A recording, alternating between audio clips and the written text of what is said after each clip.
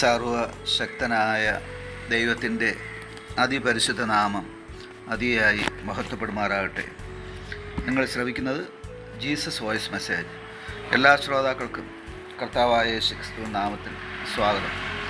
അല്പസമയ ധ്യാനത്തിന് ഒരു തിരുവചനം വായിക്കുന്നു. സങ്കീർത്തനം 116 8 തിരുവചനം.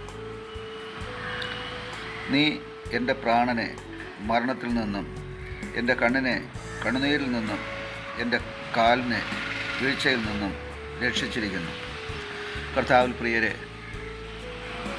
ഈ പുതിയ ദിവസത്തിൻ്റെ പ്രഭാതത്തിൽ അല്പസമയം ദൈവവചന ധ്യാനത്തിനായി ചെലവഴിക്കുവാൻ ദൈവം നമുക്ക് നൽകിയ സാവകാശത്തെ ഓർത്ത് ദൈവത്തിന് നന്ദി അർപ്പിക്കാം. നാം പ്രാർത്ഥനയോടെ വായിച്ചു കേട്ട തിരുവചനം ധ്യാനിക്കാം. നിങ്ങൾക്കേവർക്കും കർത്താവായ യേശുക്രിസ്തു നാമത്തിൽ സ്വാഗതവും സ്നേഹവന്ദനവും അറിയിച്ചുകൊണ്ട് അല്പസമയ ധ്യാനത്തിനായി നമുക്ക് കാതോർക്കാം. വായിച്ചു കേട്ട 116 സങ്കീർത്തനം 8 തിരുവചനത്തിൽ മാനവരക്ഷയുടെ പൂർണ്ണതയാണ് നാം കാണുന്നത്. രക്ഷയുടെ പൂർണ്ണത എന്ന് പറയാം. ഈ രക്ഷയുടെ പൂർണ്ണതയ്ക്ക് ഈ വാക്യത്തിൽ 3 ഘടകങ്ങൾ നമുക്ക് കാണാം. ഒന്ന്, പ്രാണൻ്റെ രക്ഷ അഥവാ ജീവൻ്റെ രക്ഷ, ആത്മരക്ഷ എന്നും പറയാം. അടുത്തതായി കണ്ണുനീരിൽ നിന്നുള്ള രക്ഷ. അവസാനമായി കാലിനെ വീഴ്ചയിൽ നിന്ന് രക്ഷിക്കുന്ന രക്ഷ. മനുഷ്യൻ്റെ രക്ഷ ആഗ്രഹിക്കുന്ന ദൈവപ്രവൃത്തിയാണ് ഇവിടെ നാം കാണുന്നത്. ആ രക്ഷ സമ്പൂർണ്ണമാണ്.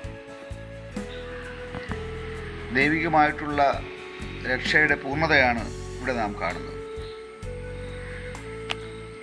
വീഴ്ച മാനുഷികമായ ഒന്നാണ്, എന്നാൽ രക്ഷ ദൈവികമാണ്.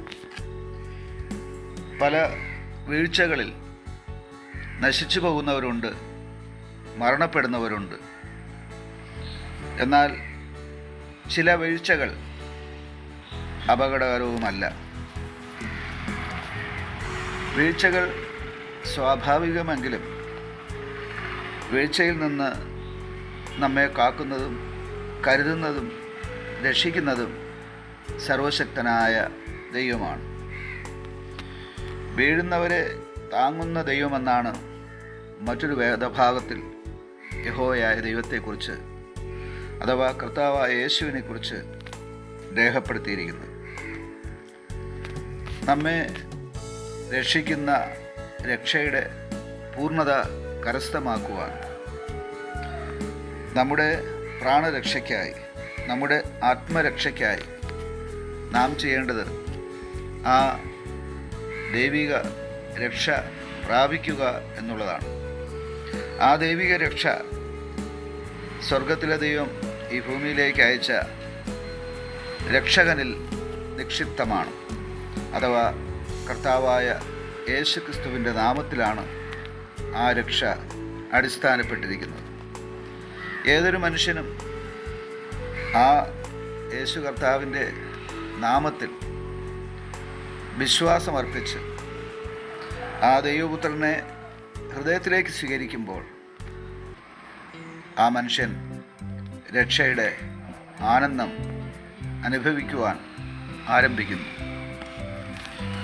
ആ വിധത്തിൽ രക്ഷ പ്രാപിച്ച ഒരു ഭക്തൻ ആ രക്ഷയുടെ പൂർണ്ണതയിലൂടെ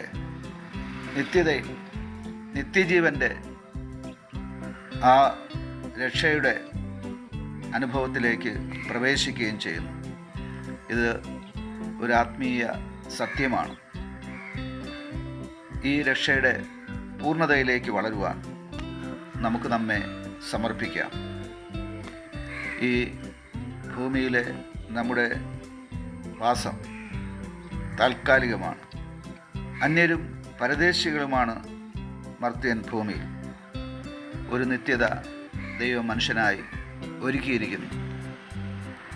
ആ നിത്യതയിൽ പ്രവേശിക്കുന്നതിന് ദൈവപുത്രൻ്റെ നാമത്തിലുള്ള രക്ഷ അത്യന്താപേക്ഷിതമാണ്.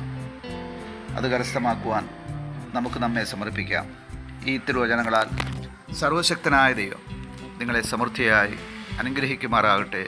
ആമേൻ.